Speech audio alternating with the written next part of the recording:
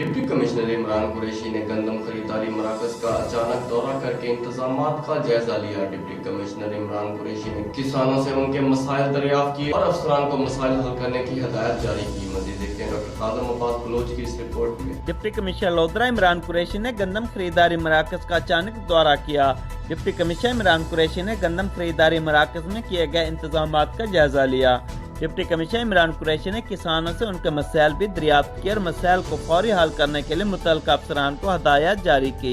Deputy commissioner Imran Qureshi ने अफसरान को हदायत करते हुए कहा कि गंदम खरीदारी मराकज में आने वाले किसानों को ज़्यादा से ज़्यादा सहूलियात की फराहमी को यकीनी बनाया जाए।